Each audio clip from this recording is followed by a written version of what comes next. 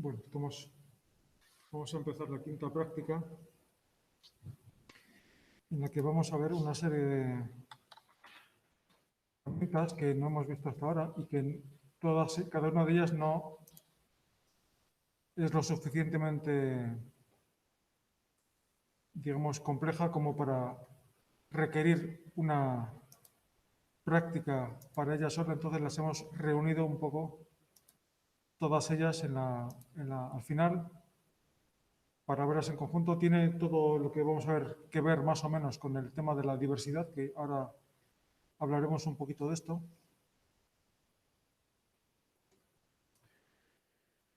Tienen para descargarse en Moodle estos archivos que se llaman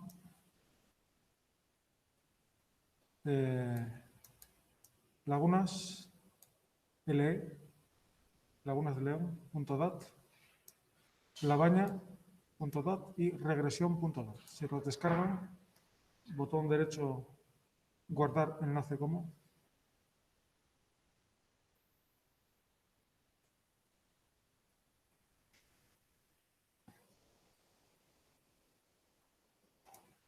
Esos tres.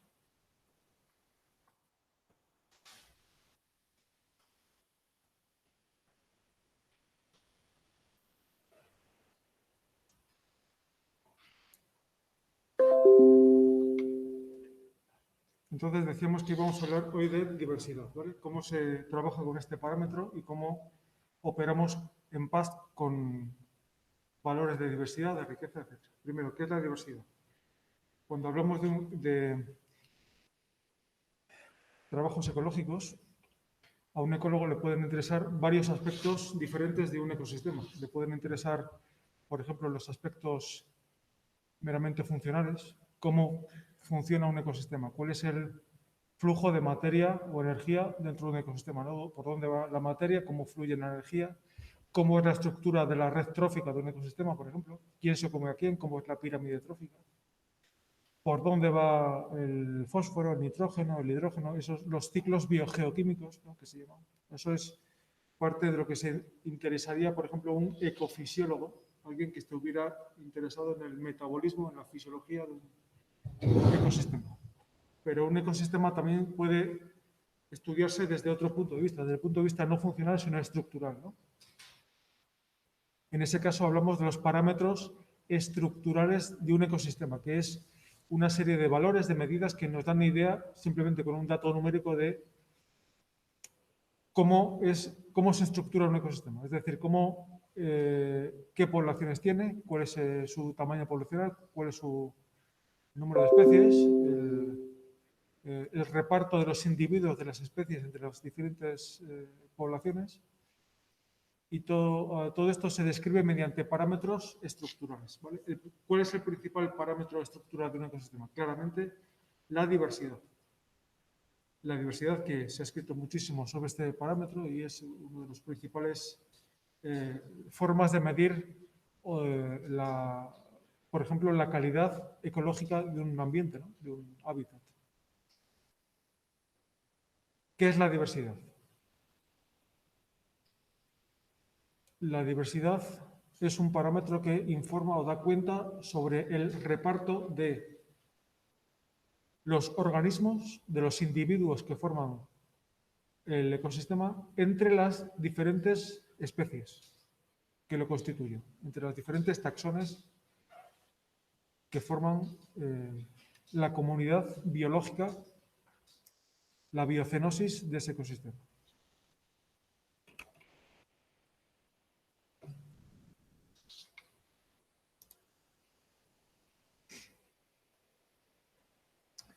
La historia es cómo medir esa diversidad, claro, porque como veremos históricamente se han propuesto también un montón de formas diferentes de medirlas, todas ellas, como siempre decimos, con sus ventajas y con sus desventajas. Tampoco aquí hay una métrica única, pero nuestro papel entonces es elegir aquel método que más se adapte a nuestros datos y también a lo que queremos obtener de ellos, ¿no?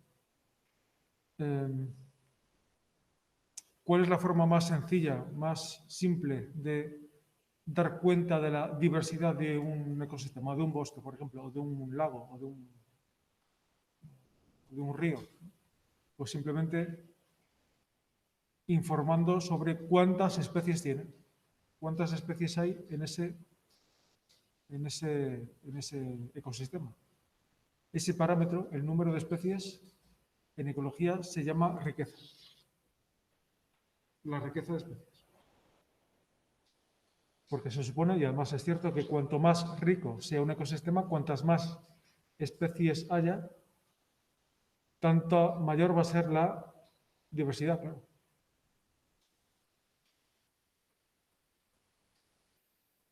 Pero resulta que la riqueza efectivamente se correlaciona con la diversidad, pero no es toda, no nos da toda la información necesaria para caracterizar la diversidad de un ecosistema. La diversidad, aparte de la riqueza, depende de otras cosas. Depende de la riqueza, sí, pero no solo de la riqueza. La riqueza es uno de los componentes de la diversidad, pero no es todo, no es toda la diversidad. Ejemplo. Tenemos dos ecosistemas. Ecosistema A, ecosistema B. Dos bosques, o dos dehesas, ya que estamos hablando de dehesas todo el tiempo. En prácticas, dos dehesas, dos muestras cogidas en dos hábitats diferentes, en dos ecosistemas diferentes. ¿Vale? Encontramos una serie de especies, ¿no? Árboles, por ejemplo. C1, C2.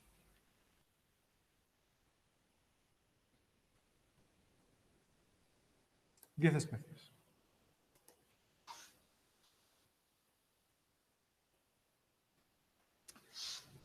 Ambos ecosistemas formados por la misma riqueza, por la misma cantidad de especies, 10.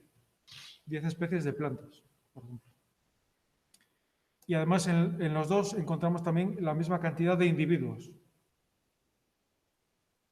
de pies de planta, de organismos, que son, vamos a poner, 100.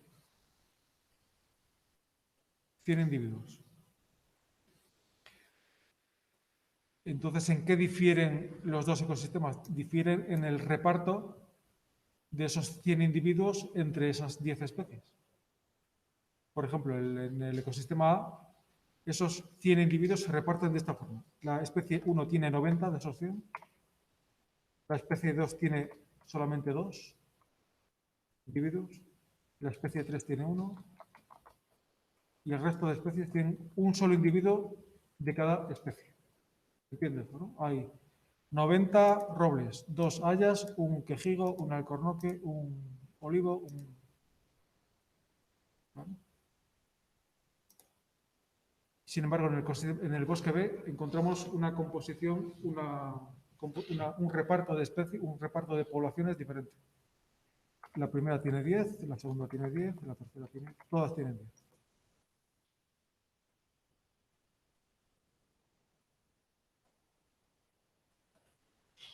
¿Entiendes esto, no? ¿Cuál es la riqueza que se denota, como saben, por S, ¿no? S mayúsculo? ¿Cuál es la riqueza, el número de especies del bosque 1? 10 especies. Del bosque 2, también. La población total, el tamaño muestral, el número de individuos del bosque 1, 100. Y del bosque 2 también 100, ¿no? Si sumamos 90 más 2 más 1 más 1, 100. 10 más 10 más 10 más 10 más 10, 10, 100. Por lo tanto, vemos que los dos ecosistemas están formados por los mismos parámetros estructurales, aparentemente, ¿no? Bueno, aparentemente no, realmente. Tienen la misma riqueza y la misma población total, el mismo tamaño muestral. Ahora bien, ¿en qué difieren? ¿Cuál es el ecosistema más rico? Ninguno de los dos más ricos, tienen la misma riqueza. Pero ¿cuál es el más diverso? Claramente el B. ¿Por qué? Porque el reparto de esos 100 individuos entre esas 10 especies es más homogéneo. La riqueza, cuanto más rico, es más diverso, pero no solamente depende de la riqueza. depende también de qué, de esto, de lo que se llama la equitabilidad. La equitabilidad es el segundo componente de la diversidad, además de la riqueza.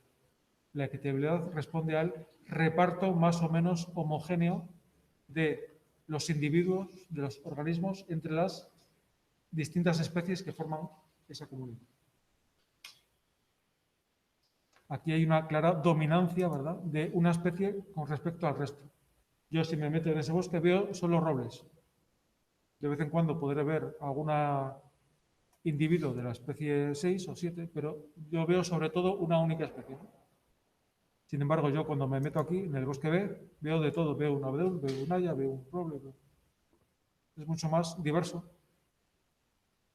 Aunque los dos tienen la misma riqueza, tienen diferente diversidad.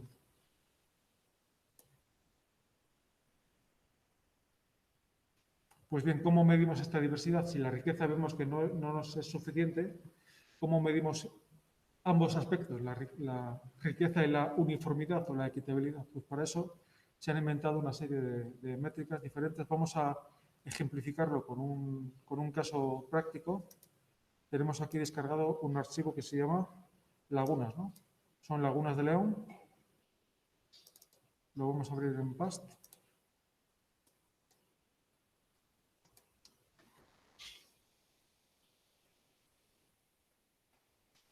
Estos son nombres de lagunas de la provincia de León. Laguna Verdes, Laguna Ausente, Mata, Grande, La Baña que está en el Bierzo, Robledo, Isoba. 1, 2, 3, 4, 5, 6, 7, 8, 9, 10 lagunas. ¿Y estos son? ¿Esto qué son? ¿Le suena a alguien que puede ser esto? Estos son géneros y familias de macroinvertebrados. Los macroinvertebrados, que son una comunidad muy rica formada por artrópodos. Las larvas de muchos insectos saben que tienen una fase acuática, ¿no? Viven en ríos y lagos, metidas entre las piedras del lecho de los ríos, de los lagos.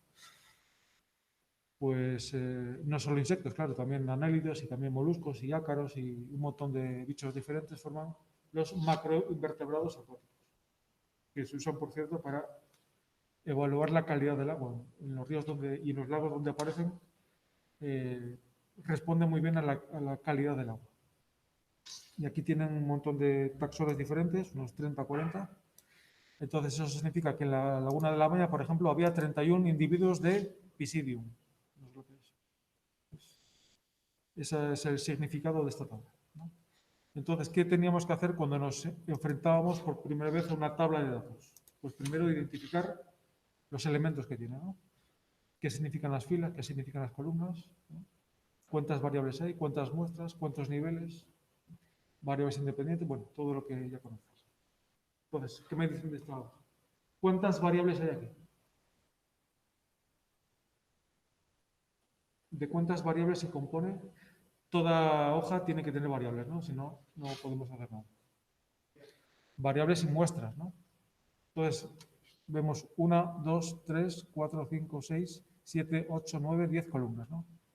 Hay 10 variables aquí. ¿Opiniones?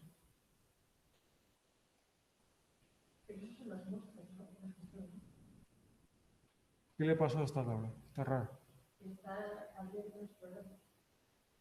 ¿Se acuerdan de la primera clase que tuvimos, la primera práctica?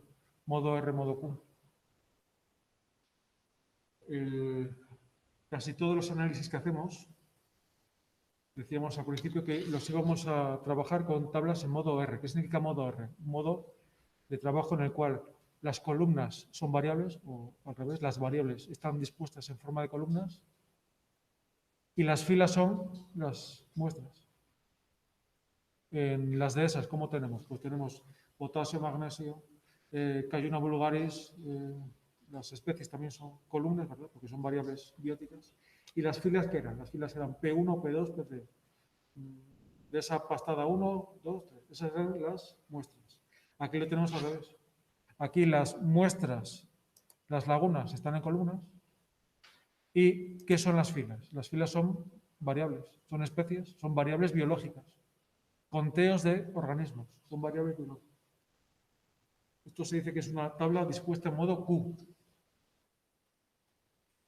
la mayoría de los análisis que vamos a hacer o que hemos hecho necesitábamos una hoja en modo R, excepto algunos casos, decíamos. Pues una de esas excepciones es esto.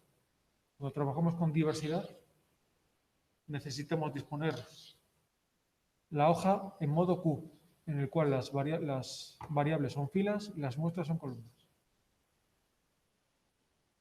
Ojo con esto, porque a veces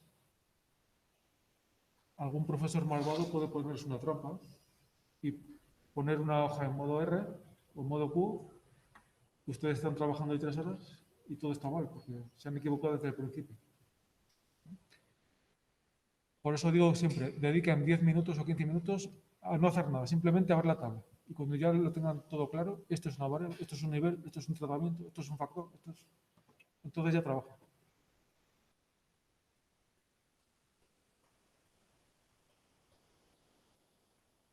Vale, entonces tenemos una tabla en modo Q.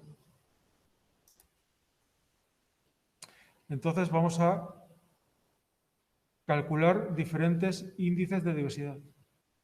Y vamos a discutirlos un poco. Por ejemplo, para la laguna Verdes.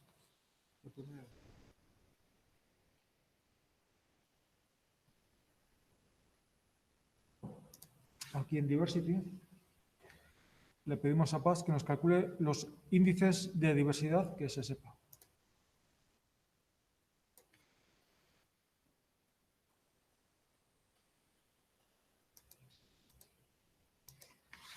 ¿Vale? Nos fijamos en esta primera columna. Estas dos últimas nos olvidamos. Nos fijamos en la información que me viene aquí en esta primera columna, que como ven son el resultado del cálculo de diferentes índices de diversidad. El más simple de todos ellos es el que ya hemos visto, la riqueza. ¿Cuántas especies hay en la Laguna Verdes? 15. 1, 2, 3, 4, 5, 6, 7, 8. Si las suman todas son 15. Evidentemente, donde hay 0, pues esa especie no está ausente y no cuenta. Los números positivos suman 15 ocurrencias. Número de individuos, que no es propiamente dicho una métrica de diversidad, pero se usa para el cómputo de otras métricas. Entonces, a título informativo lo pone ahí también. Hay 1027 individuos, que es el resultado de sumar 1 más 48 más 400 y pico más 32 más... Si lo suman todos da 1027. De estos 7 u 8 índices que vienen aquí, ¿cuál es el más...? No hay uno que sea perfecto, pero si me tuviera que saber uno, me sabría el índice de Shannon. ¿Por qué? Porque es el más ampliamente usado. Tiene una serie de ventajas que ahora no nos vamos a meter. Y por eso ha sido ampliamente utilizado en la literatura científica y es quizás el más importante, el más usado porque permite hacer estudios comparativos. Como todo el mundo reporta el índice de Shannon, pues yo puedo comparar entre diferentes valores. El índice de Shannon tiene en cuenta la riqueza y la equitabilidad, ambos componentes de la diversidad. Es decir, el número de especies y el reparto más o menos homogéneo de las poblaciones entre esas especies. El índice de Shannon varía entre 0 e infinito, teóricamente. No tiene cota superior. El índice de Shannon H es 0 cuando tenemos una comunidad formada por una única especie. En ese caso no hay diversidad, la diversidad es 0. Valores normales que nos aparecen por ahí, por los ecosistemas del planeta, pues tenemos 1,5, 2, 2,5, 3. Ecosistemas ya diversos tienen valores de 4 o 5. Alguno habrá en la Tierra que tenga 6. Me imagino que la selva amazónica pues tendrá valores de 6, 7, pero no mucho más, ¿no? Los ecosistemas más diversos de la Tierra, el fitoplancton de los océanos, los bosques ecuatoriales, tienen ese rango de valores. Pero teóricamente no tiene cota superior, ¿eh?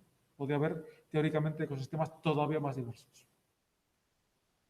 También se utilizan bastante la dominancia, que nos indica la presencia de una especie muy dominante, como nos pasaba en el caso de los bosques, que teníamos una especie que copaba el 90% de los individuos, pues tendría una dominancia muy alta esa muestra, por ejemplo.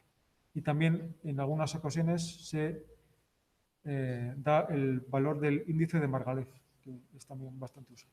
Pero vamos, básicamente es el índice de Shannon el que más se utiliza en la ecología actual.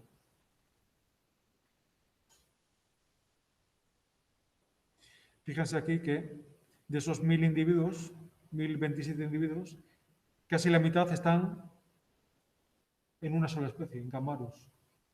Eso hace que, aunque la riqueza sea alta de 15 especies, la diversidad no sea muy, muy alta, porque hay una gran dominancia de una especie, de Gammarus sobre las otras.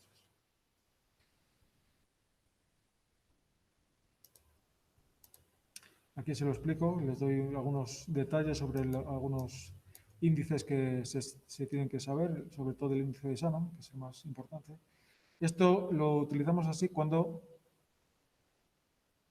queremos informar de la diversidad referida a un único ecosistema, a un único ambiente. En este caso, a una única laguna, ¿no? A una muestra cogida en una laguna. En ocasiones es importante estudiar la diversidad, este parámetro no referido a una única muestra, a un único sitio, sino a una escala un poquito más amplia. Es decir, nos puede interesar saber cuál es la diversidad de las lagunas del páramo de León, o de la comarca de El Bierzo, o de la provincia de León, o de los bosques de la cordillera cantábrica. No de un bosque, sino de todos ellos, para saber si es un ecosistema muy biodiverso, no lo es. Aquí, claro, nos podemos plantear, bueno, ¿y cuál es la diversidad global o conjunta de un conjunto de muestras? Pues nada, muy fácil. Las sumamos todas ellas y ya está. Es decir, si aquí hay 15 especies y aquí hay 15 especies y aquí hay 15 especies, ¿cuál será la riqueza global de esas tres? Pues 45. 15 más 15 más 15. Pues lamentablemente no funciona así. ¿Por qué? Porque muchas especies se repiten y otras no. Puede que la riqueza global de esas tres muestras sea 15 también solo. Porque si el inventario faunístico se repite en las tres, la riqueza no sube. ¿Qué pasa? Que nos encontramos con la paradoja, entre comillas, de que las métricas de riqueza y diversidad no son aditivas, que diría un matemático. No se pueden sumar. Se pueden sumar, pero no tiene sentido ecológico sumarlas. Ni tampoco hacer la media. Funciona un poco como con la temperatura. Si yo tengo aquí un líquido a 15 grados y otro líquido a 20 grados y los agrego uno al otro, el líquido resultante no tiene 35 grados. Pero tampoco tiene la media, porque tendría la media si fuera exactamente la misma cantidad, pero puede que no lo sea. Dicho en términos ecológicos, la diversidad del conjunto, de la media, la diversidad de la media, no es la media de las diversidades. Esto no funciona como la nota media, ¿no? Aquí no se puede hacer medias. Porque mucha gente lo hace incorrectamente. Y la diversidad del conjunto no es la suma de las diversidades en las riquezas individuales particulares. No funciona así. Por el hecho de que hay que tener en cuenta las especies que se repiten entre las diferentes muestras, entre las diferentes lagunas en este caso. Entonces, si queremos saber cuál es la diversidad global referida a un conjunto de ecosistemas, una diversidad, digamos, regional, la que hemos visto, la diversidad a secas, calculada con el índice de Shannon, se llama diversidad alfa. A veces van a ver en los libros que se llama diversidad alfa. Y H alfa, índice de Shannon alfa, para distinguirlo de la que estamos viendo ahora, que es la diversidad regional, que se llama diversidad beta. ¿Cómo se calcula la diversidad referida a un conjunto de ecosistemas diferentes, a un conjunto de bosques o de lagunas? La diversidad beta se calcula, pues, pinchando, seleccionando las columnas que me representan cada ecosistema particular en este caso todas ellas, por ejemplo, y calculando la diversidad beta. Ahí lo tienen. Y nuevamente nos aparecen varias formas diferentes de calcular este valor. Pero solo nos quedamos con el primero de ellos, que es el índice de Whittaker, que es también el más utilizado. El índice de Whittaker es como la transposición al mundo de la diversidad beta del índice de Shannon. Es el equivalente en diversidad beta a el índice de Shannon en diversidad alfa. Y nos sale ahí 1,9. La diversidad de la laguna verde será 1,6, la diversidad global es 1,9. Si hacen la media de las diversidades individuales, se van a dar cuenta de que la media de las diversidades de cada columna no es 1,9, es otro valor, posiblemente más alto. Pero en cualquier caso, nos damos cuenta de que las diversidades y las riquezas no son aditivas, ni tienen por qué serlo.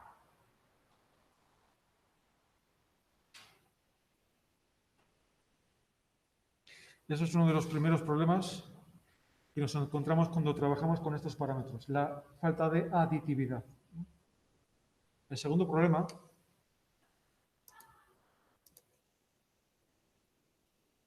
es cómo comparamos dos valores de diversidad.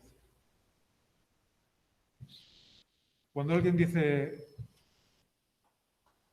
el pinar de Lillo es muy diverso, porque en él encontramos 23 especies de plantas.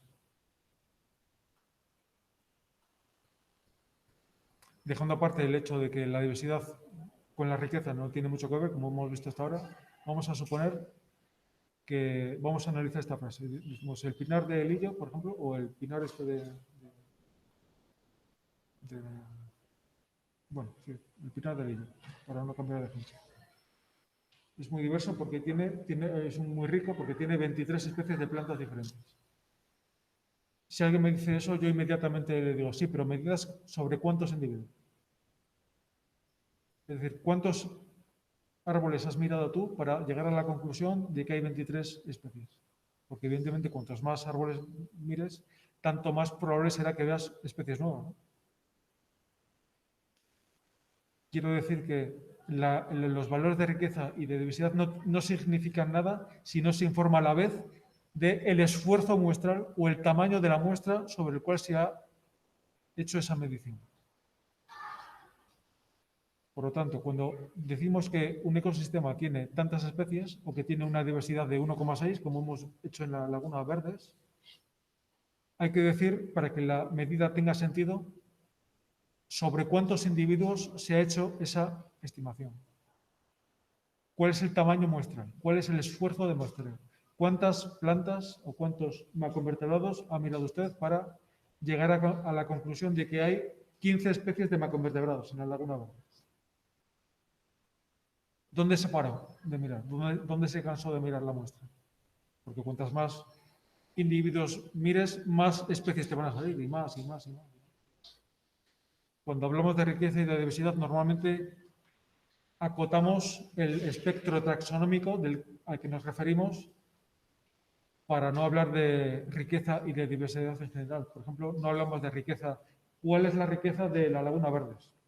Hablamos más bien cuál es la riqueza de macroinvertebrados de la Laguna Verde. Pero podemos también hablar de cuál es la riqueza de aves o de plantas acuáticas o de peces o de vertebrados, cuál es la riqueza faunística o florística para englobar animales y vegetales. Porque si no hacemos tal acotación y decimos, pregunta, ¿cuál es la riqueza de la Laguna Verdes? De toda la comunidad, de todos los seres vivos conocidos, pues nadie sabe. ¿Cuántas especies? ¿Cuántas especies? No digo cuántas especies de árboles o de pájaros hay. Digo, ¿cuántas especies hay en el campus de León?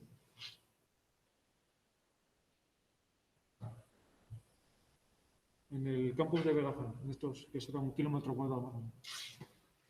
Yo les aseguro que hay decenas de miles de especies. La mayoría de ellas no descubiertas aún por la ciencia.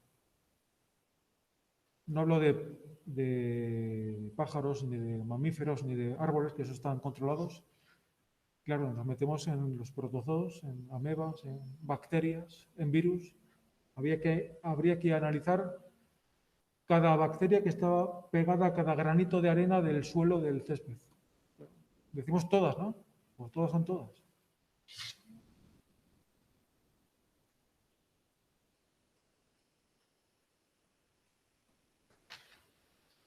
Por eso, si no limitamos el espectro taxonómico al cual nos referimos, estamos hablando de que hay decenas de miles de especies.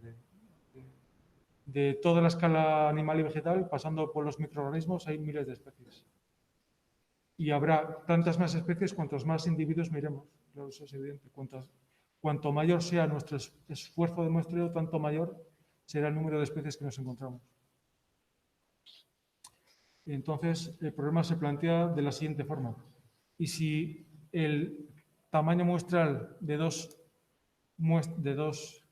charcas, de dos lagos, es diferente, ¿cómo sé yo cuál es el más diverso o el más rico? ¿Se puede saber de alguna forma? Sí, hay varias formas de saber en esos casos, que son muy habituales en ecología, cuando mi tamaño muestral es diferente, ¿cómo diablos comparo yo dos ecosistemas distintos para saber cuál es el más rico o el más diverso? Una forma de hacerlo es mediante el trazado de curvas de rarefacción. Es un método gráfico muy intuitivo, muy sencillo, que nos permite saber, para cuando tenemos un tamaño muestral diferente, en los ecosistemas que estamos comparando, cuál de ellos es más rico o más diverso.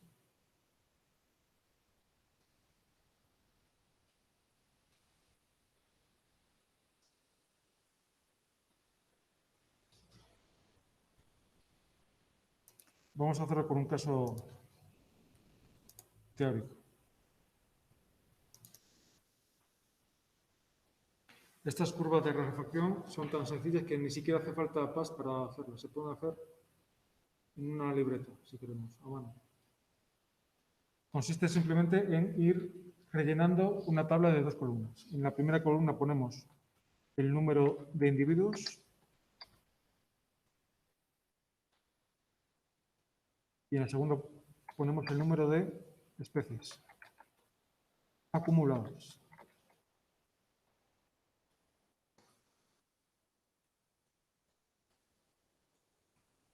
Número de individuos, número de especies.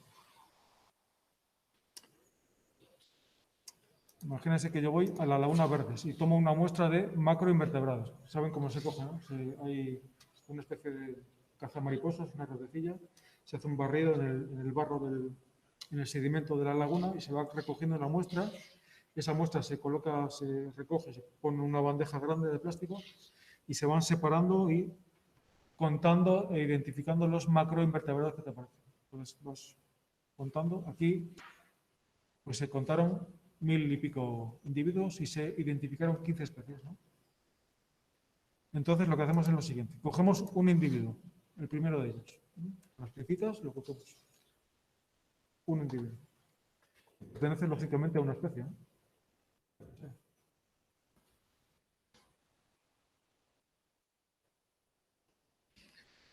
Cogemos un segundo individuo, dos.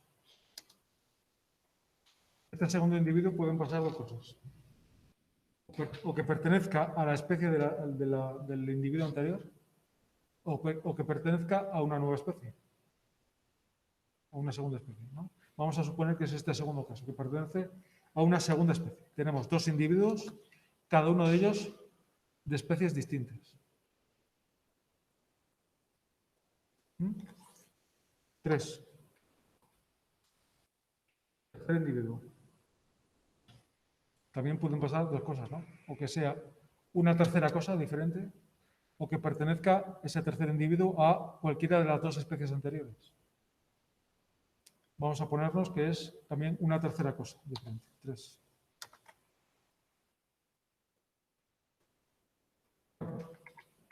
La pregunta es la misma. ¿Pertenece a una especie que he visto antes o es una cuarta cosa diferente? Vamos a suponer que este cuarto individuo es de la misma especie que que el segundo individuo. Entonces aquí ya no pongo 4, pongo 3, porque no se me ha acumulado ninguna especie nueva. Aunque tengo 4 individuos, sigo teniendo solamente 3 especies para ese cuarto individuo. 4 individuos repartidos hasta ahora en 3 especies diferentes, porque uno se me repite. ¿Sí? Quinto.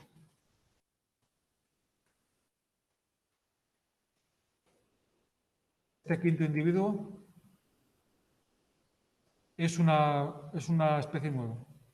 Pues pongo aquí, se me acumula un peldaño más, ¿no? Una cuarta especie. Voy sumando individuos y voy sumando especies. Sexto. Es un individuo que pertenece a la misma que el primer individuo. Pues entonces, 4. No me suma ninguna nueva especie. ¿Entienden por qué esta columna nunca puede decrecer? En el peor de los casos se queda como estaba, que es 4, 4, pero nunca va a ser 3 otra vez. ¿Por qué? Yo no puedo olvidarme que he visto una cosa, porque lo tengo apuntado. Esta columna o bien crece de una unidad en una unidad, o bien se queda como estaba. Claro, ¿qué pasa? Cuando a medida que vamos viendo más y más individuos, este caso de repeticiones cada vez será más frecuente. ¿Por qué? Porque cada vez va siendo más complicado, más difícil ver cosas nuevas. Si yo tengo en la muestra de verdes 1027 individuos, cuando ya voy por el 500,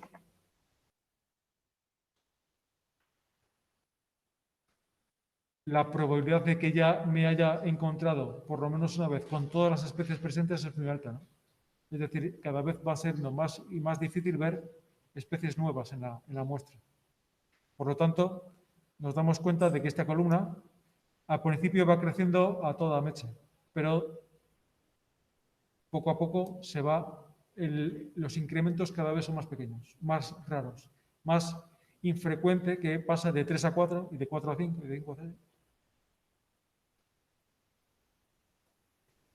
De hecho, sabemos que esta columna llega a 1027 individuos, pero esta columna solo llega a ¿cuántos? Llega a 15.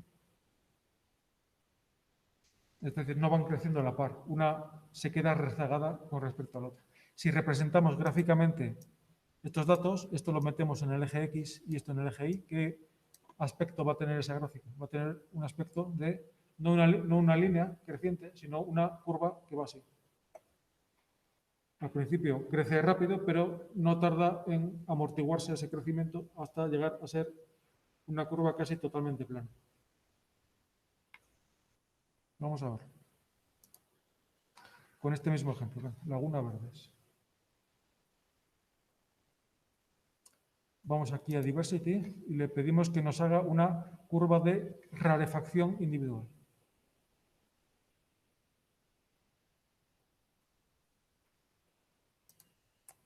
Nos quedamos solo con la línea central porque las otras no nos interesan.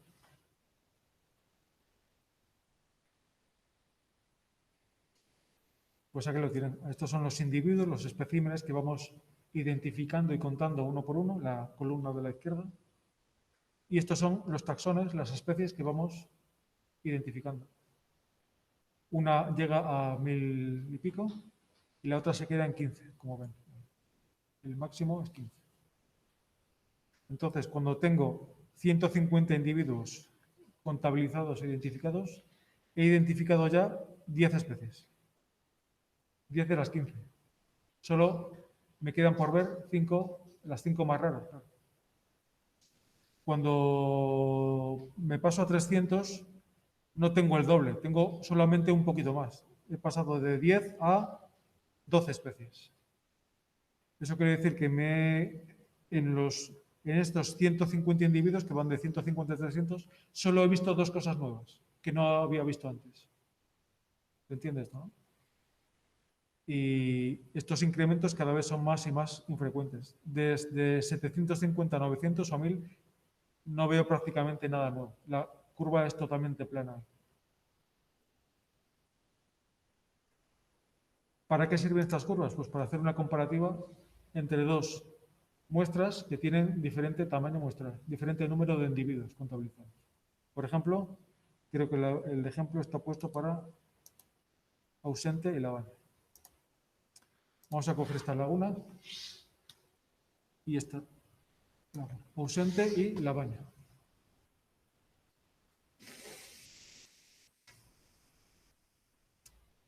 Alguien que no esté al tanto de la situación, pues dirá, vamos a ver cuál es más diversa. Entonces calcula aquí los índices de diversidad que se pueden hacer para varias muestras a la vez. Nos olvidamos de estas columnas del medio, donde pone abajo, por abajo y por arriba. No. Nos fijamos en las columnas de ausente y lo de Labaña. Entonces, pues nada, muy fácil. En ausente hay 10 especies y en Labaña hay 23. Ya está. Más rica Labaña. Sí. O fijándonos en el índice de Shannon. Una tiene 1,7 y la otra tiene 2. Es más diversa Labaña que ausente. Pero claro, si nos damos cuenta, en ausente hemos contabilizado solamente 500 individuos. Mientras que en Labaña nos salían casi 1.400. Por lo tanto, ¿por qué es más rica Labaña? ¿Porque realmente es un ecosistema más diverso? ¿O simplemente porque allí hemos mirado más individuos? ¿Cómo descontamos cómo corregimos ese factor adicional? Pues mediante el trazado de estas curvas de rarefacción.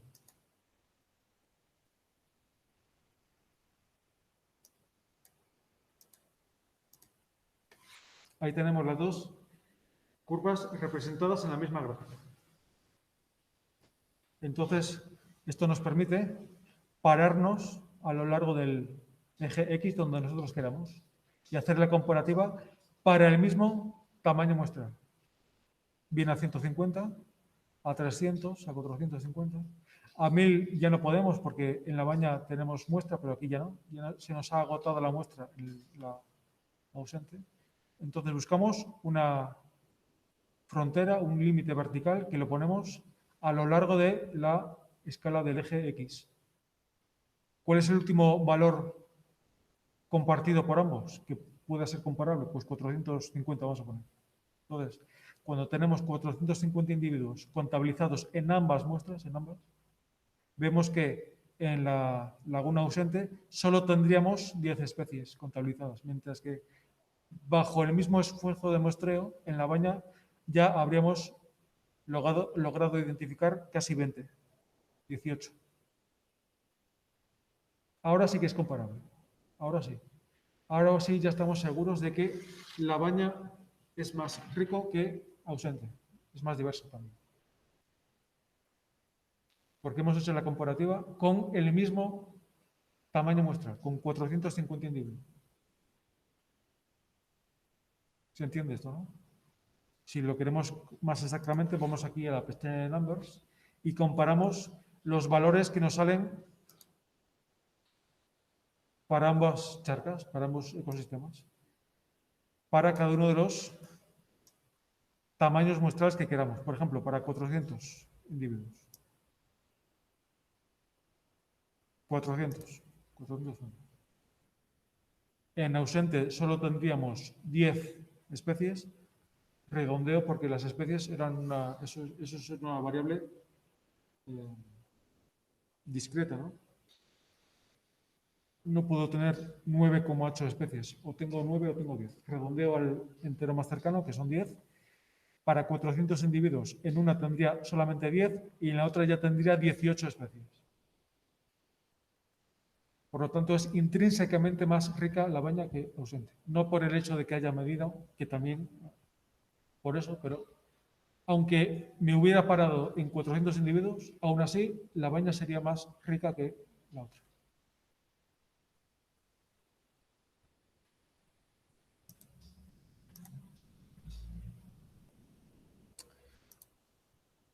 Un tercer problema que nos encontramos cuando trabajamos con riqueza y con diversidad es el hecho de que nuestras muestras casi nunca van a ser exhaustivas. Quiero decir que Jamás vamos a... Una muestra significa eso. Una muestra, yo tomo una muestra cuando me es imposible hacer un censo.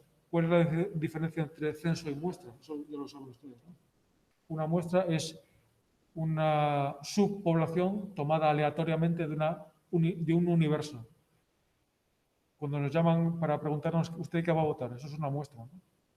Pero sin embargo un censo es una muestra que compete a toda la población. Cuando nos censan, tiene que estar todo el mundo censado, los 47 millones de habitantes.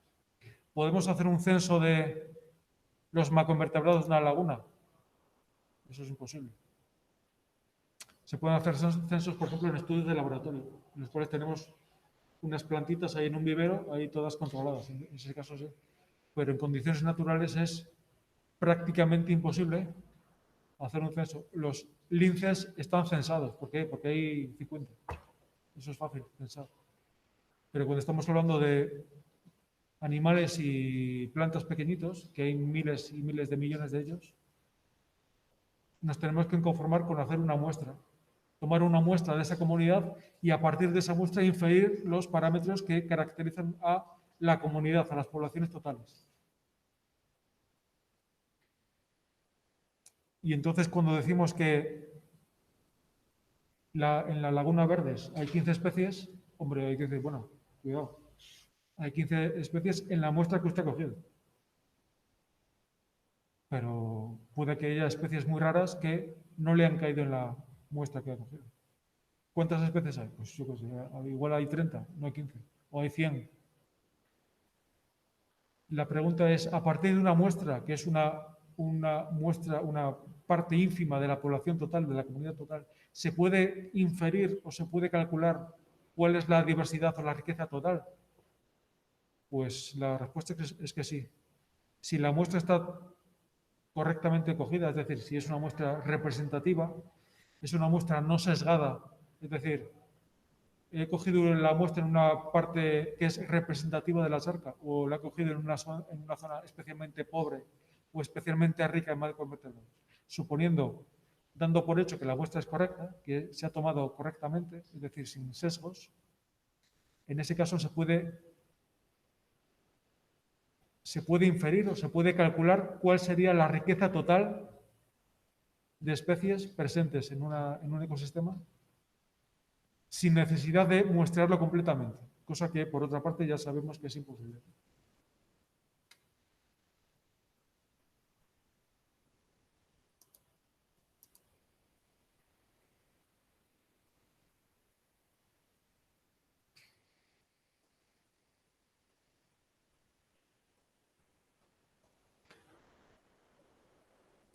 Aquí hay un archivo que se llama La Baña. ¿Vale? Son los mismos datos, pero referidos a una laguna en concreto que se llama La Baña. La Baña que está ahí en el Bierzo, justo en la frontera con Galicia, un sitio muy bonito. Y nos hemos encontrado con esto. Esto es también la comunidad de macroinvertebrados.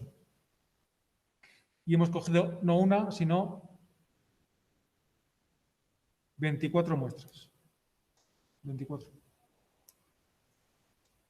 Aleatoriamente repartidas por toda la superficie de la laguna para que sea una muestra sin sesgo, ¿verdad?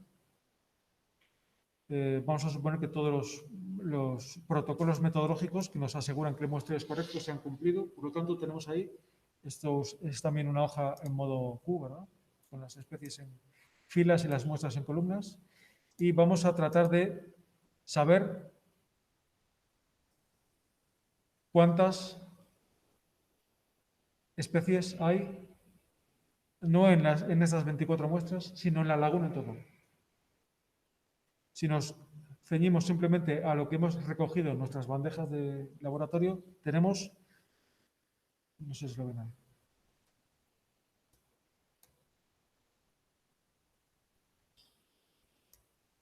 23 especies. 23. En la charca se supone que habrá más, ¿no?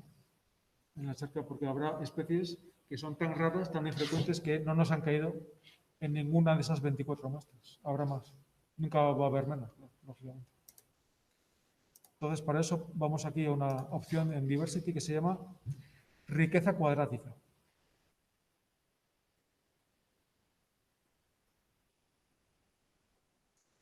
Riqueza cuadrática. Que es una serie de estimadores que a partir de los datos individuales tomados en varias réplicas, varias pseudo-réplicas en este caso, ¿no?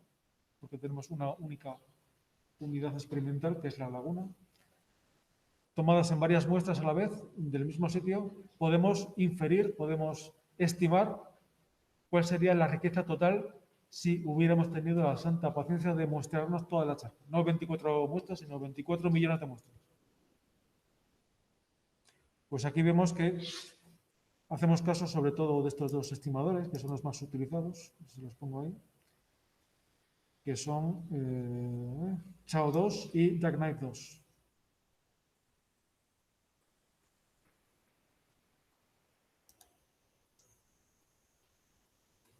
Chao2 y Jackknife 2.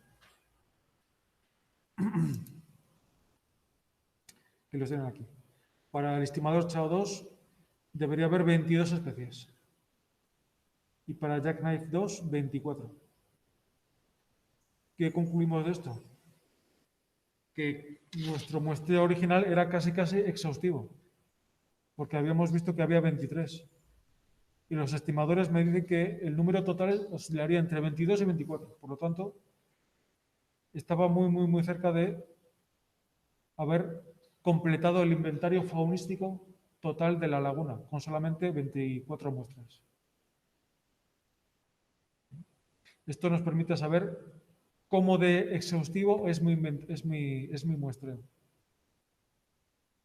Estoy viendo que, habiendo cogido 24 columnas, 24 muestras, en la charca ya tengo un inventario casi completo de la fauna de macroinvertebrados que hay ahí.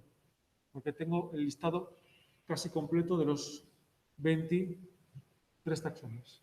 El estimador Jackknife me dice que teóricamente debería haber 24 en toda la charca, por lo tanto, solo me he perdido una especie. Que es tan rara que en las 24 muestras que tengo no me ha caído ningún individuo.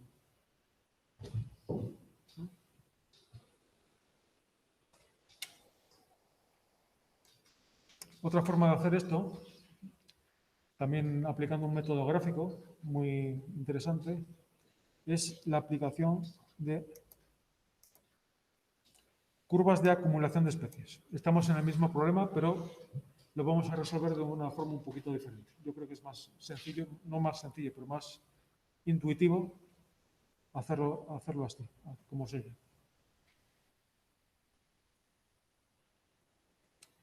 Problema. Imagínense que nosotros estamos trabajando en una consultora ambiental, por ejemplo, y nos llega un encargo. Resulta que el Ministerio o la Junta o quien fuera va a hacer el atlas de la flora de la cordillera cantábrica. ¿No? Ahora que están tan de moda los libros de campo, las floras, pues vamos a hacer la flora de la cordillera cantábrica. Todas las plantas, desde flores hasta árboles, de toda la cordillera cantábrica, que nace en los Ancares y llega hasta Navarra. Miles y miles de kilómetros cuadrados. ¿No? Entonces, claro, para plantear el trabajo, cómo se tiene que hacer el estudio, la primera pregunta que surge es, bueno, ¿cuántas especies hay en la cordillera cantábrica? Para saber a qué nos enfrentamos, claro, porque tenemos que planificar el trabajo y presupuestarlo y todo eso. Entonces, la primera pregunta que nos piden es que les digamos cuántas especies de plantas hay en la cordillera cantábrica. Entonces, ¿cómo se resuelve esta cuestión? Pues no queda más remedio que ir al campo y contar especies, ¿no? Entonces nos vamos a la esquina superior izquierda del mapa y así hacemos una parcelita como esta clase, de 10 por 10 metros. Y contamos cuántas especies de plantas hay aquí. Hay aquí un arbusto, una flor, una planta, un árbol. En esta parcelita de 10 por 10 hay 17 especies de plantas. Siguiente parcela. Me voy a 10 metros, otra parcela, de 10 por 10. Aquí hay 3 especies más. Siguiente parcela. Aquí hay 5 especies más. Siguiente parcela. Aquí no hay ninguna especie más. Todas las que veo están ya repetidas de las 3 parcelas anteriores. ¿Cuándo se acaba ese inventario? Nunca. Estamos haciendo parcelas de 10 por 10. Igual en el año 3150 hemos terminado.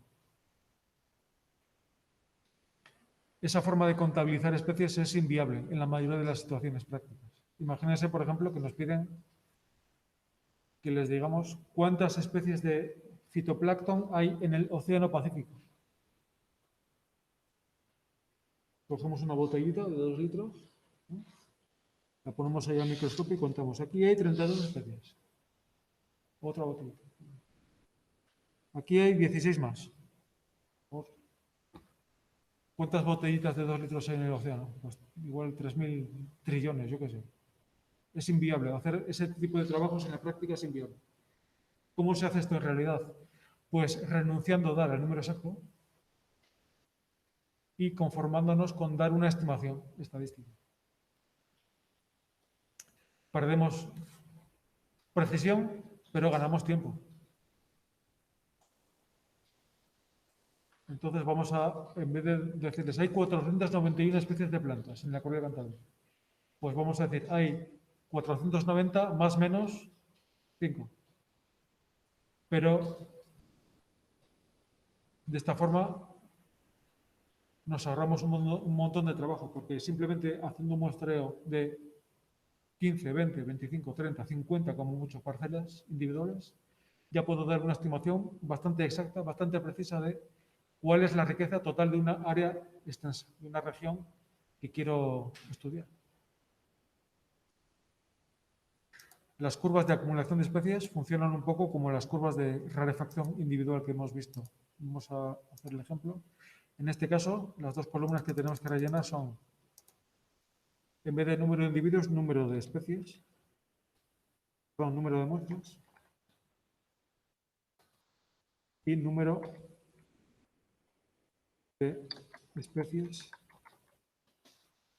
acumuladas.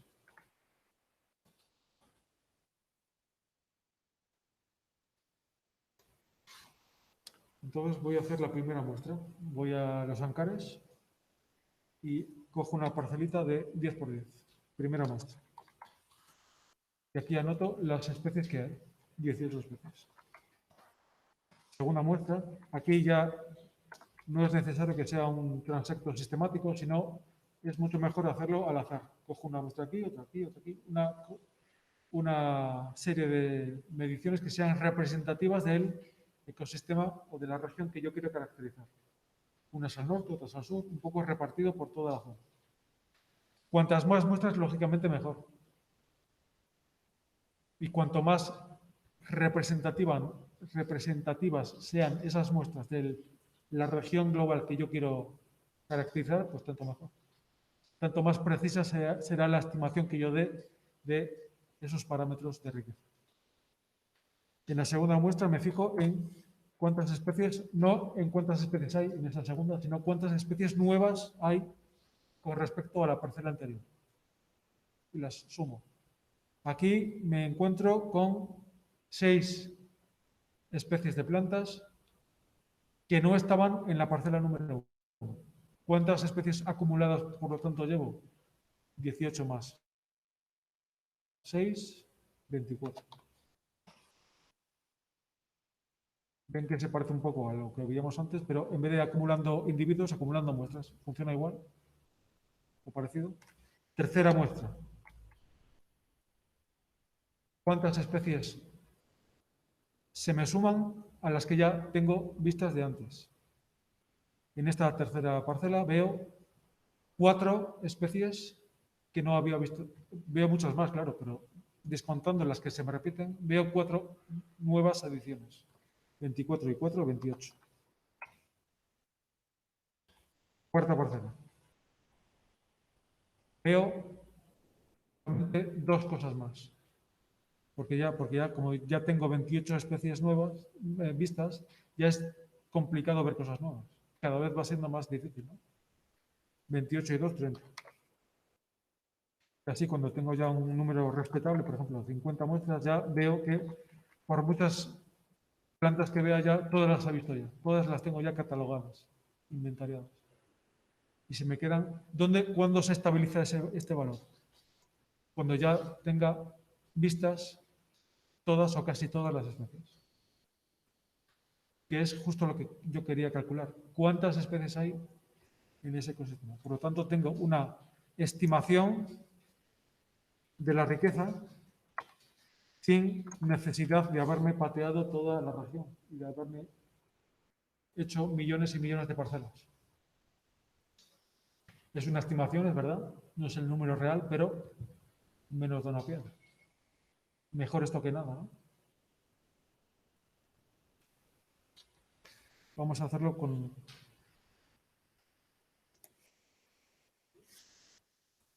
este ejemplo de la charca de la laguna de La Baña. Nos preguntan, ¿cuántas especies hay de macroinvertebrados en esta laguna? Ya sé que usted ha visto 23, hay 23, pero no quiero saber cuántas hay en sus muestras, quiero saber cuántas hay en la laguna. Pues vamos a trazar la curva de acumulación de especies de esta charca y vamos aquí a Diversity y la curva de acumulación de especies aquí la llama de rarefacción de muestras, que es lo mismo. Aquí lo llama de forma distinta, pero es lo mismo. Pues esta es la curva de acumulación de especies referidas a esa laguna. Cuando he visto 5 muestras, tengo acumuladas 14 especies. Cuando he visto 10, tengo acumuladas 18. Cuando he visto 20, tengo acumuladas 22. Nos pasa como antes. Esa curva cada vez se va aplanando porque cada vez es más y más complicado ver cosas nuevas. Esta curva se hará plana cuando ya haya inventariado todas las especies de macroinvertebrados de la charca. Ese es precisamente el valor que yo quiero saber. Cuando esta curva deja de ser curva y se hace plana. Plana significa que por mucho que mire más y más muestras, es imposible ver cosas nuevas, porque ya he visto todo. ¿Se acuerdan ustedes de las asíntotas de matemáticas de bachillerato? ¿Qué era una asíntota? Una asíntota era una curva que se iba aproximando cada vez más y más a una recta, pero sin llegar a tocarla, ¿no? Y sin llegar a cruzar. Esto es una curva también asintótica. Es una curva de saturación. Una curva que se va acercando más y más a una recta horizontal, pero sin llegar a tocarla. La cuestión que tenemos que resolver es dónde está esa asíntota. ¿Dónde está ese valor de riqueza, ese número de taxones, tal que, por mucho que amplíe mi tamaño de muestra, jamás voy a rebasarlo? ¿Dónde está? ¿En 22? ¿En 24? ¿En 23? ¿En 25? ¿En 30? ¿A qué asíntota se aproxima esa curva? Cuando lo sepa, sabré cuál es el número de especies total, no de las muestras, de las 20 y pico muestras que tengo, sino de toda la laguna. Por lo tanto, el problema se reduce a saber dónde está esa asíntota. ¿Y cómo lo averiguamos? Para averiguarlo hay que hacer uso de otra herramienta que no hemos visto hasta ahora. Bueno, sí la hemos visto, pero no la hemos llamado así. Una herramienta que se llama modelización. Modelización. Necesitamos modelizar esa curva.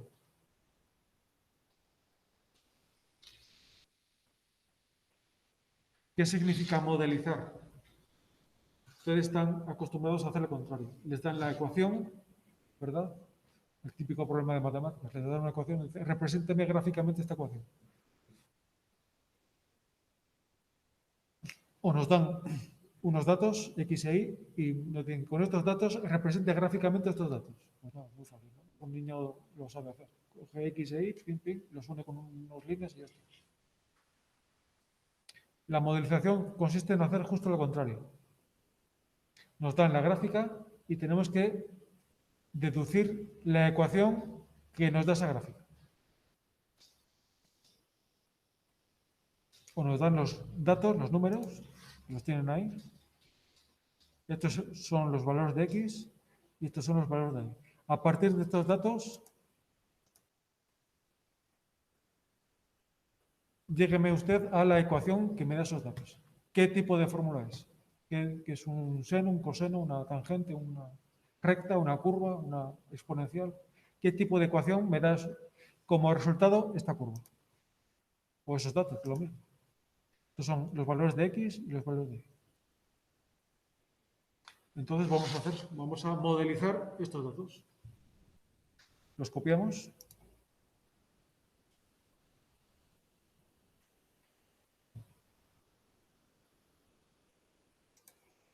Y los vamos a pegar en una nueva hoja de past. Esto no lo vamos a necesitar más. Vamos a File y decimos nueva hoja, New.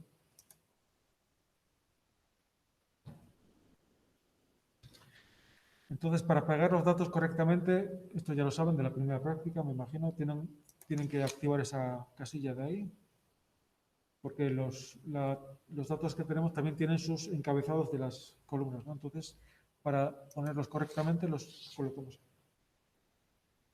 Los ponemos donde pone A y pegamos.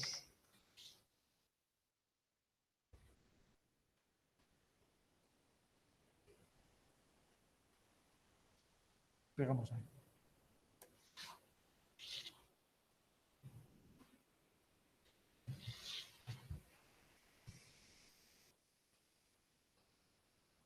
Vale, entonces se trata de, tenemos estos puntos, lo podemos representar gráficamente. Esos son los puntos que hemos obtenido de la curva de acumulación de especies. Entonces se trata de obtener cuál es la ecuación que me da como resultado esos puntos. Hay varias formas de hacerlo, pero la más sencilla quizás sea en el menú de Model, porque vamos a modelizar. Vamos a probar, lo que hace pasa es probar diferentes modelos. Y el que más nos guste, no el que más nos guste, sino el que más se ajuste a los datos, ese es el que elegimos. Vamos a intentar primero un ajuste no lineal. ¿Por qué no lineal? Porque ya sabemos que no es una línea, que no es una recta, que es una curva. Es decir, no probamos un modelo lineal porque ya sabemos que esos puntos no dibujan una recta, dibujan una curva. Eso ya es un dato que sabemos desde el principio. Entonces vamos a intentar un ajuste, un fit no lineal.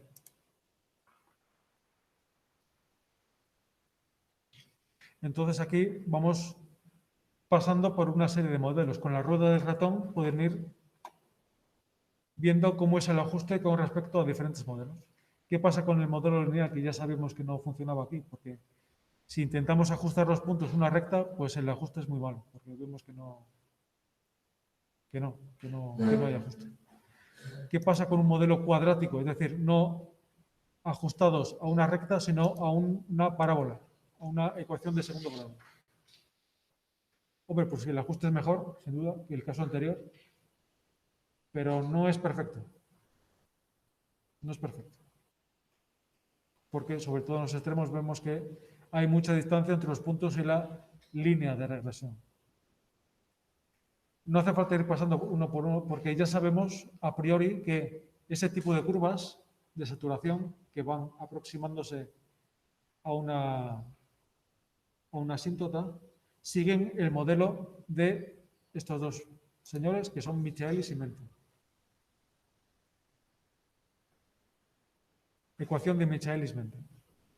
Si han dado enzimología o bioquímica, seguro que les sonará, porque es también el tipo de ecuación que se usa para modelizar la velocidad de las reacciones de las enzimas, etc. Cuya expresión es esta de aquí. Y igual a por X partido B más X. Ese es el modelo general de las ecuaciones que nos dan como resultante curvas que llegan a un límite superior, que se van acercando asintóticamente a un límite superior. La ecuación de Michaelis-Menten.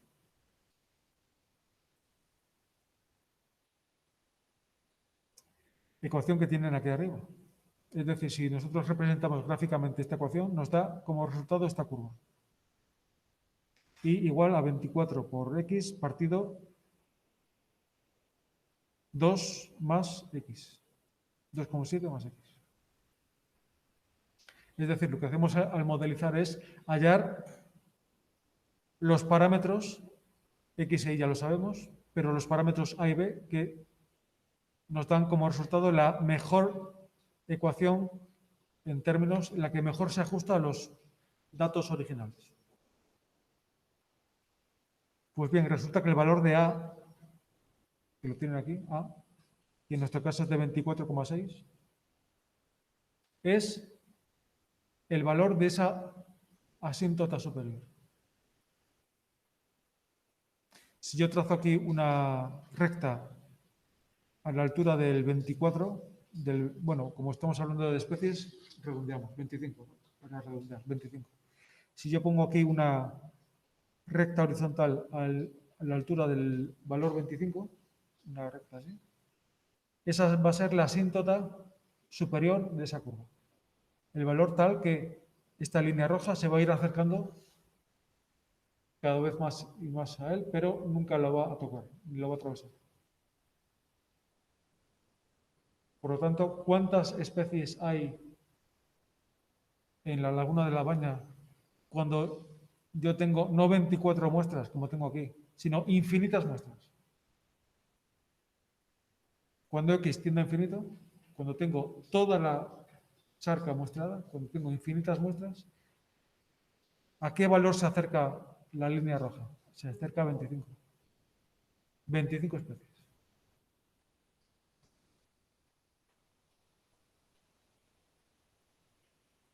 ¿Entienden cómo hemos calculado ese valor?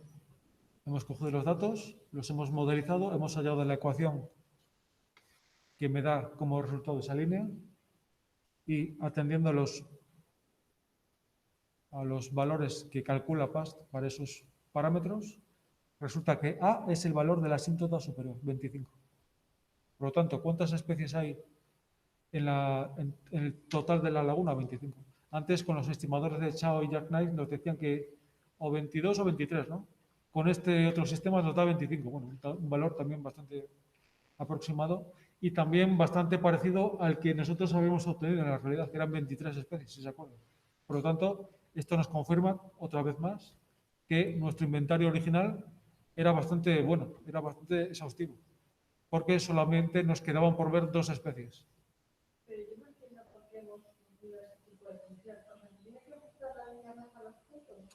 La hemos cogido, ya sé que hay otras que se ajustan mejor, sí. Pero ¿por qué hemos cogido esta y no hemos cogido esta, por ejemplo? Porque esta no se aproxima a una asíntota, crece indefinidamente. Y sin embargo esta no. El ajuste es peor, pero ya sabemos, es una cuestión de teoría, no es más. ¿Qué modelo siguen las ecuaciones de saturación? El modelo de Michaelis-Menten. No lo hemos cogido porque sea el que mejor ajuste da, sino lo hemos cogido por asunciones teóricas.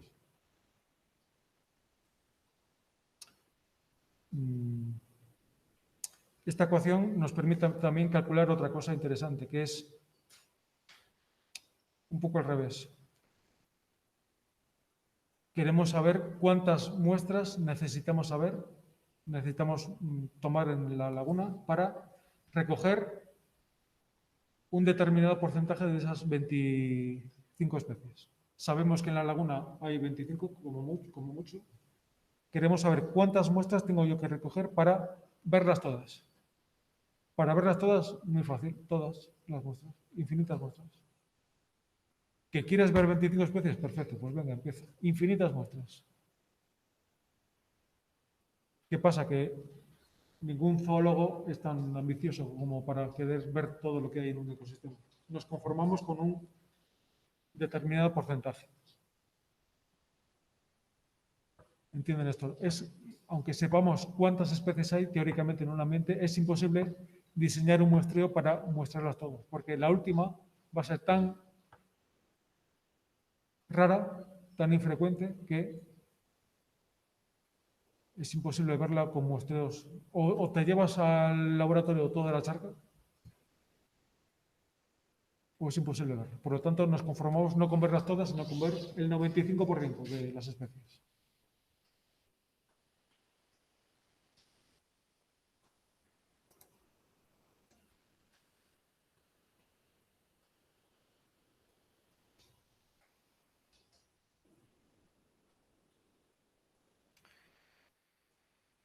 ¿Cuál es el esfuerzo de muestreo necesario para ver, no todas, porque eso es imposible, pero una gran fracción de las especies, de esas 25 especies teóricas que hay en la charca?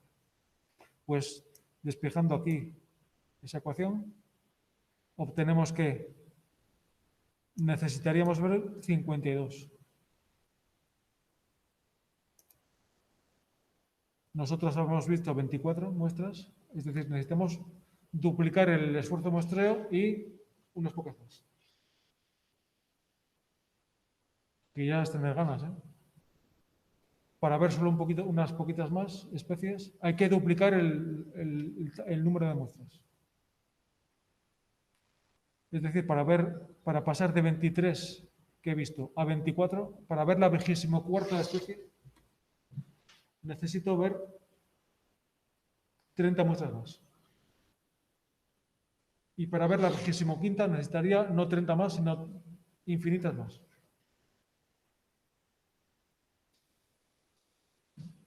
Entonces ahí valoramos si merece o no la pena ese esfuerzo para ver un bicho más, una especie más.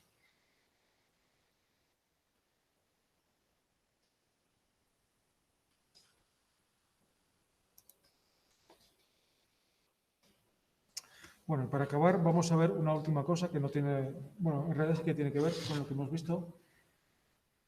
Seguimos en el fondo con el tema de la modelización matemática, que es un apartado muy importante porque tiene un montón de aplicaciones, no solo en ciencias, sino también en industria, en ingeniería. Vamos a trabajar con este archivo que se llama regresión. Regresión.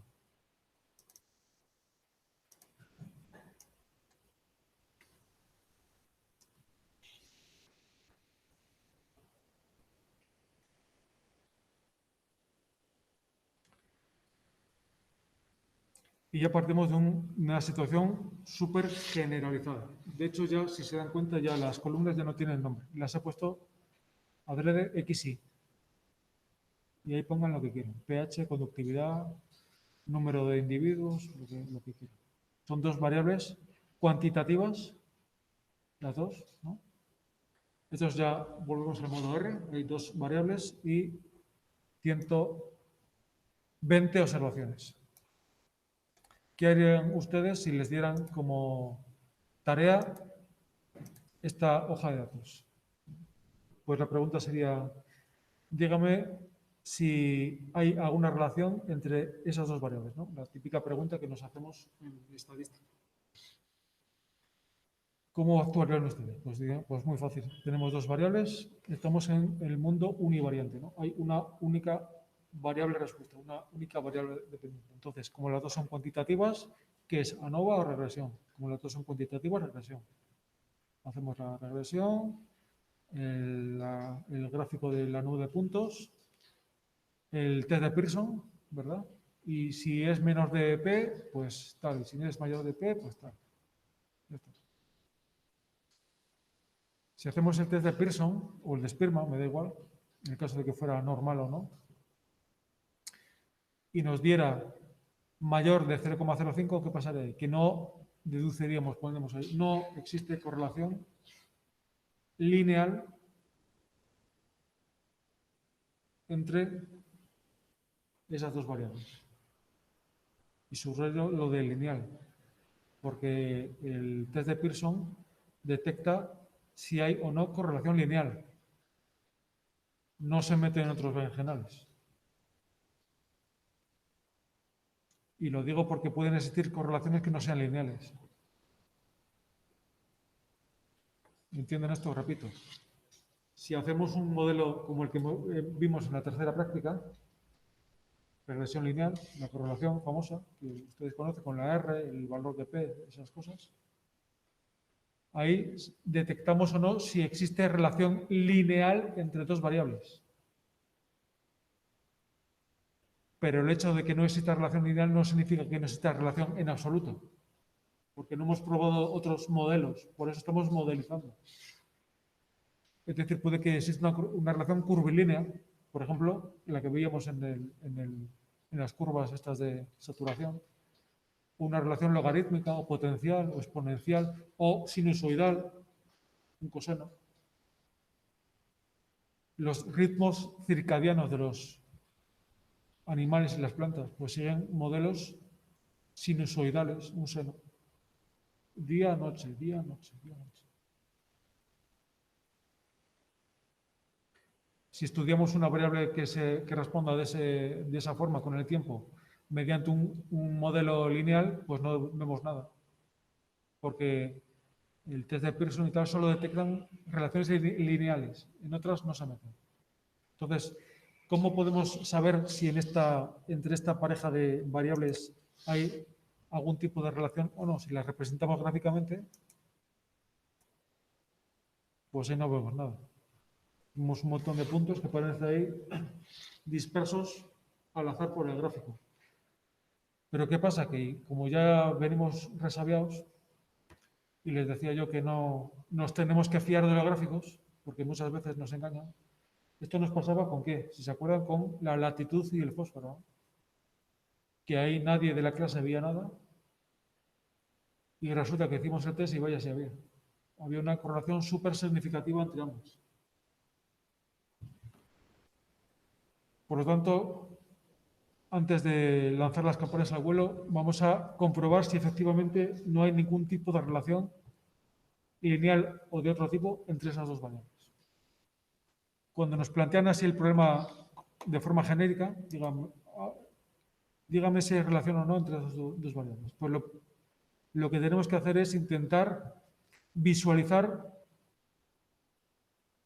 cuál es el tipo de línea de regresión que yo debería trazar en ese gráfico. Y para ello hacemos uso de otra nueva herramienta que no hemos visto hasta ahora, que se llaman las líneas de suavización.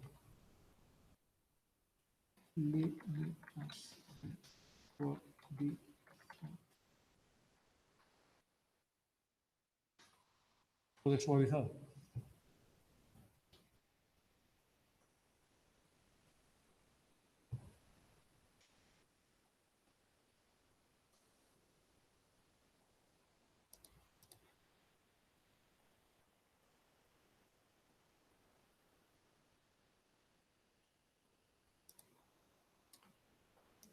Es mejor verlo que explicarlo. Vamos aquí a Model.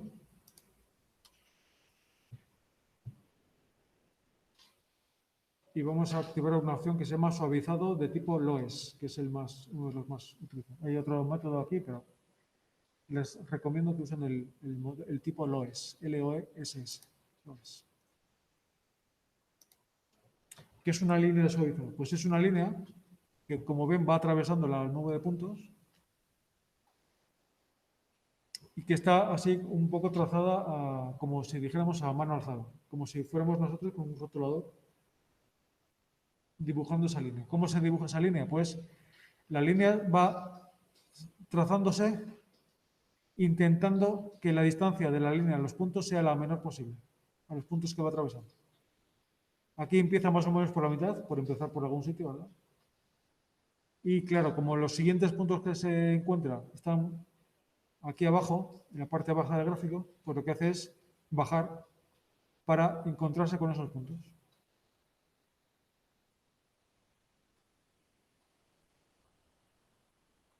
Los atraviesa y se pregunta dónde está la siguiente tanda de puntos. Pues están un poquito más arriba, ¿no? Pues subo a encontrarme con ellos, los atravieso.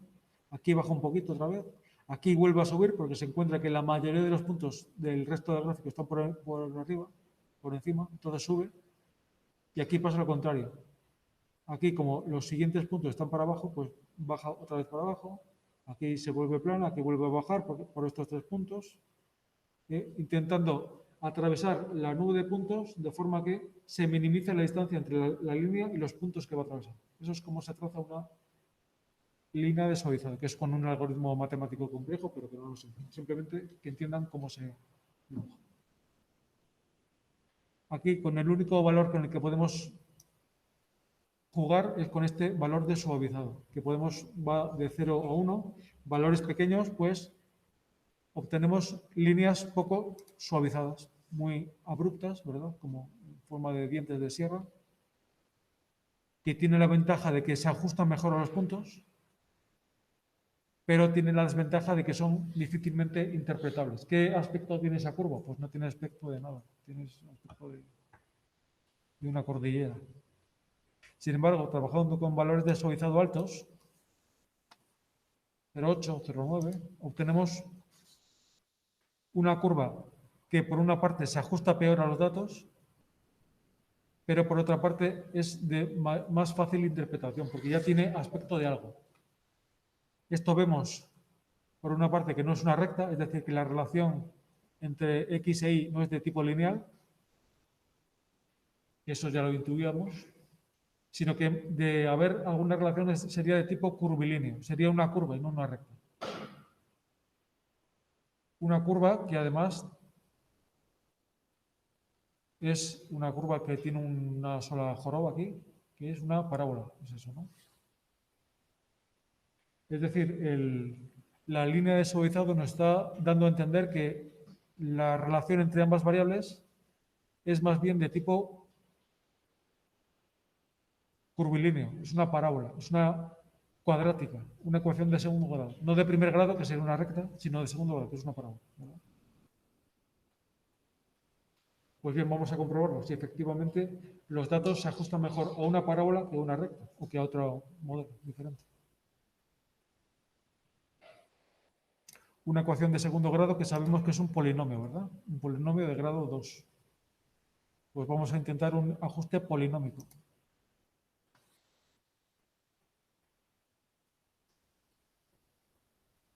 Como el que ven ahí.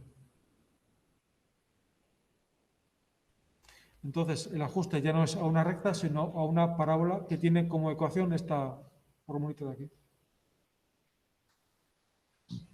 ¿Cuál es la ecuación de esta curva? Y igual a 0,2 por x al cuadrado más 1,1 por x más 0,3.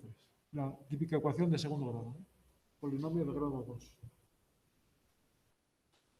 ¿Y cómo sabemos si el ajuste es o no bueno?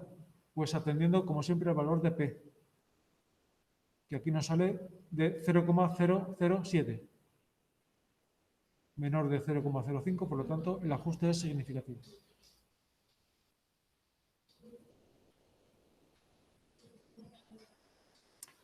Tense cuenta de que si hubiéramos optado por un modelo lineal, es decir, un polinomio de grado 1, una recta, que tiene esta expresión, 0,05 por x más 1,5, esa sería la ecuación de esta recta de regresión. El valor de P que hubiéramos obtenido no sería significativo, nos daría 0,4245 por encima de 0,05, por lo tanto no es significativo.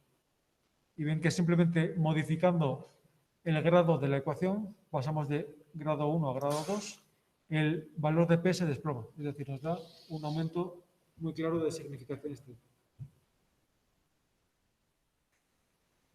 Y se podría preguntar, bueno, ¿y podemos probar otros modelos a ver si mejoran en el sentido de que nos dan un valor de P todavía más pequeño? Pues sí. ¿Qué pasa si intentamos un polinomio de grado 3, una ecuación cúbica de tercer grado? 0,2 por x al cubo más 1,1 por x al cuadrado más 1,4 por x más 1,8. Pues obtenemos también un valor de P significativo, pero peor que antes, porque hemos pasado de 0,07 a 0,09. ¿Qué es más alto? Nos interesan valores de P bajos, ¿no? Por lo tanto, nos quedamos con el anterior. No solo porque es más significativo, un poquito más significativo, sino porque además es un modelo más simple. Los modelos no se escogen solamente por el valor de P, que es importante, pero también por su simplicidad. A igualdad de valores de P, como es este caso, prácticamente 0,07 es igual a 0,09. A igualdad de valores de P, yo me quedo siempre con el modelo más sencillo, con la ecuación de segundo grado en vez de con la ecuación de 3, porque tiene un término menos.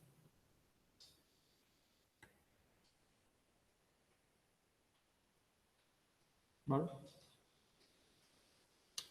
Así es como se modeliza en estadística, en matemáticas. Entonces, hemos descubierto que existe una relación entre esas dos variables, pero no es una relación lineal. Esto, si hubiéramos hecho un test de Pearson, no nos hubiéramos percatado de esto.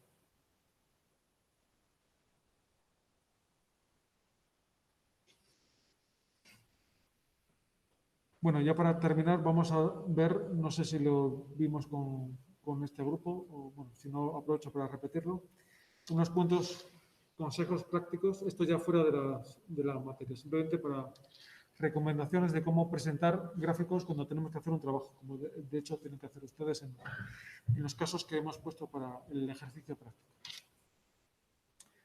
Lo digo porque yo doy mucho valor a los aspectos estéticos de los trabajos, ¿no?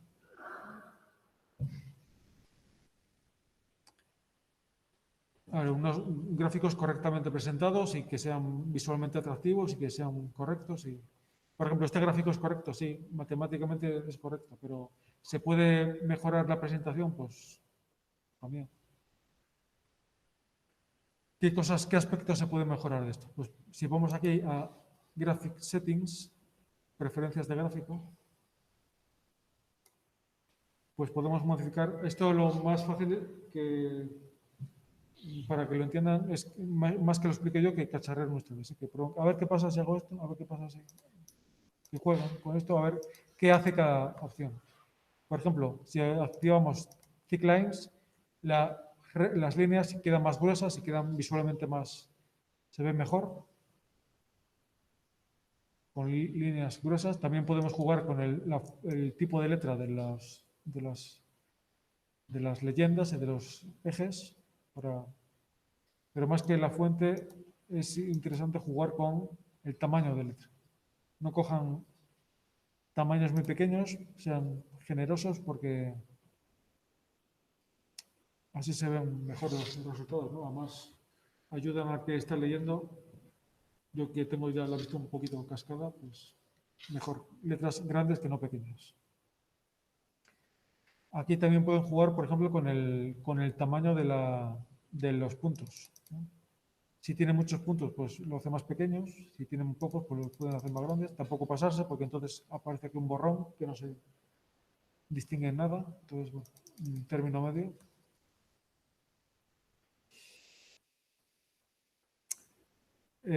Pueden jugar también con el número de divisiones que aparecen en los ejes.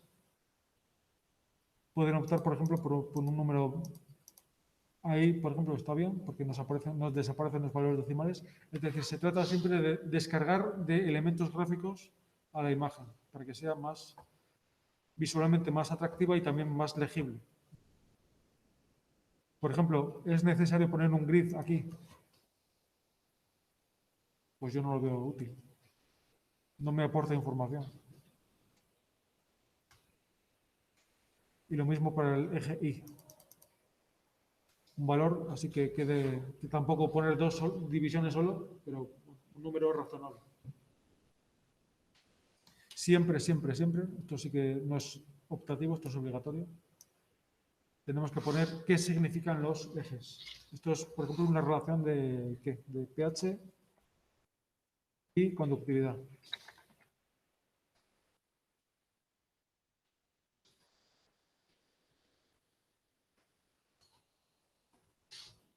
Y, evidentemente, con las unidades, ¿no? Milisiemens por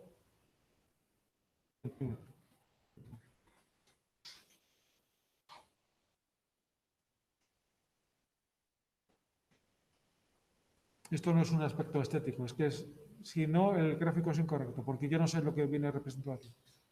Y no me refiero a que lo pongan en el pie de la figura, tiene que venir en el gráfico.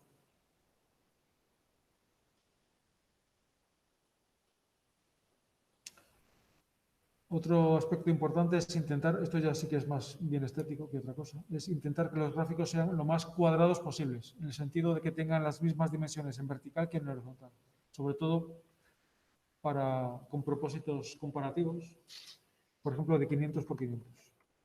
500 por 500 píxeles. Y procurar que todos los gráficos tengan las mismas dimensiones y el mismo formato a lo largo del trabajo. Si ustedes ponen 4 o 5 gráficos que tengan el mismo aspecto, no uno que sea así, otro así, otro así, otro en rojo, otro en verde, eso es un caos.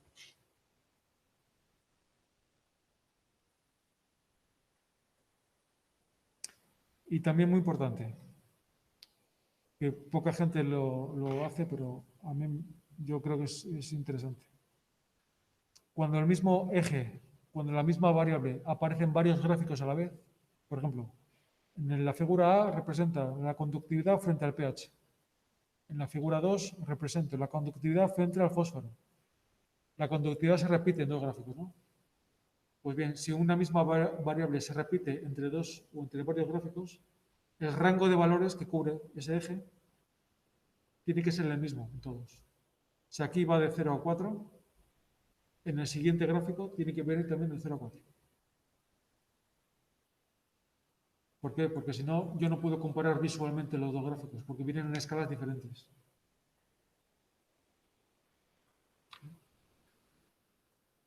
Repito, cuando la misma variable se representa en varios gráficos separados, en páginas diferentes, por ejemplo, el rango de valores tiene que ser el mismo. ¿Cómo se controla esto? Pues aquí le podemos decir dónde queremos que empiece y dónde queremos que termine cada uno de los ejes. De 0 a 4 puede ser también de -1 a 5,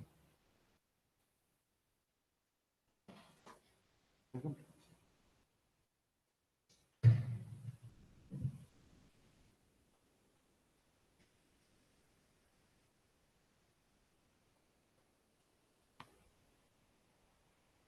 Si estamos haciendo un gráfico multivariante, por ejemplo, de estos que tenemos aquí, las famosas de esas,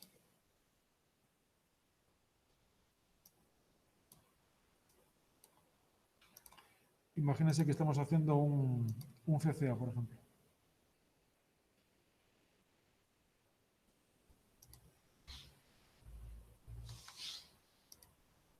Este gráfico de aquí. ¿Es incorrecto? Hombre, estadísticamente no es incorrecto, pero aquí esto es un churro. Esto no se puede presentar. Aquí no se ve nada. ¿Cómo se trabaja un poco este gráfico para hacerlo presentable? Pues, por ejemplo, bueno, aparte de, yo les decía que a mí me gustan bastante los polígonos convexos, ¿no? Porque me permiten visualizar por dónde caen las muestras, en qué zona. Aportan algo al gráfico, no aportan nada matemático, pero sí aportan visibilidad, por así decirlo.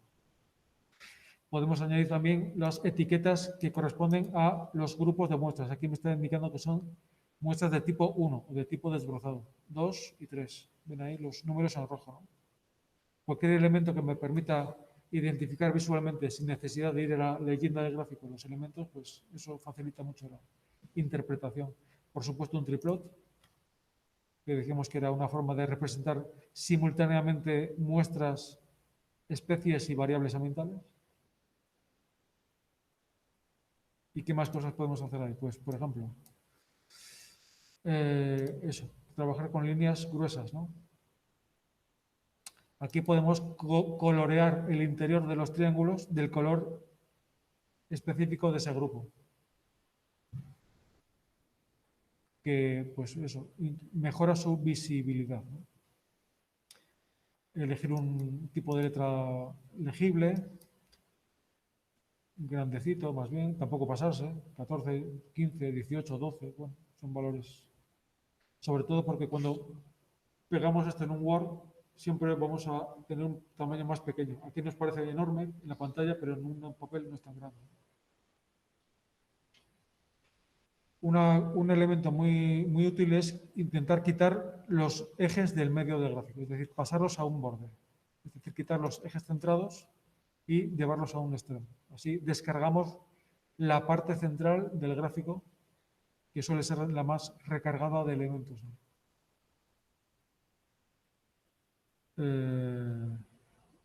Como hay muchos puntos, pues podemos usar puntos más bien pequeñitos. Quitar divisiones de los ejes. Ahí, por ejemplo, parece que está bien. Ahí también.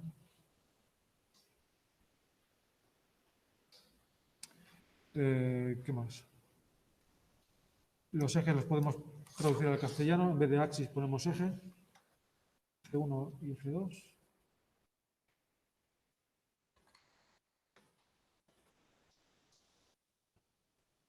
Y, como decía antes, intentar que sea lo más cuadrado posible. Igual 500 por 500 queda muy pequeño, pero podemos ir, por ejemplo, 700 por 700. Y así para todos los multivariantes que use en el trabajo. Todos con ese tamaño y con ese formato. Entonces ya queda una cosa mucho más profesional, digamos. Y esto, como saben, aquí pueden hacer el marco completo del gráfico, ¿no? Eso es indiferente, eso es a gusto del consumidor. Y estos gráficos saben que los pueden guardar en forma de PDF, ¿no? Que es la forma más... que no pierde calidad, ¿vale? Y esto lo podemos guardar ahí. Y estos PDF saben que a su vez son modificables. Si saben manejar el Adobe el Acrobat. A mí no me deja porque está sin licenciar, pero bueno, si lo tienen ustedes en sus casas, pues pueden... Por ejemplo, ¿qué se puede hacer a mayores en el PDF? Pues se pueden mover un poquito estas etiquetas. Ven que aquí quedan solapadas, ¿verdad? Pues se pueden desplazar un poquito solo, ¿eh? No, y los puntos se dejan donde estaban, porque si modificamos los puntos nos cargamos el análisis. Lo único que se pueden cambiar de posición un poquito son las etiquetas, para intentar que no se solapen unas con otras. Eso se puede hacer con el PDF y se pueden hacer modificaciones así estéticas a posteriori. Por ejemplo, estas líneas verdes que quedan así muy fosforito, pues un color más neutro, negro o azul, que se pueden pasar, en vez de que sean líneas, que sean flechas con la puntita de la flecha, porque son vectores matemáticos, entonces queda más correcto así. No es que la otra forma sea incorrecta, pero de presentar lo anterior a esto hay un mundo. Esto queda mucho más profesional. Pues nada más, lo vamos a dejar ahí. Con esto concluye la práctica 5 y este bloque de la asignatura. Entonces, si tienen alguna cuestión que quieran plantearme, si no, pues la próxima cita ya será la semana que viene con el examen. Y saben que tienen que entregar el trabajo también para la semana que viene. ¿Alguna cuestión? ¿No? Pues levantamos la sesión. Los que están en casa tienen alguna pregunta que hacernos por el chat o... Pues en ese caso también voy a... Muy bien, pues lo dejamos ahí y nos vemos en el examen. Si tienen alguna pregunta, ya saben que estoy a su disposición en la mensajería de Moodle, por correo, por 20.000 formas. ¿Vale?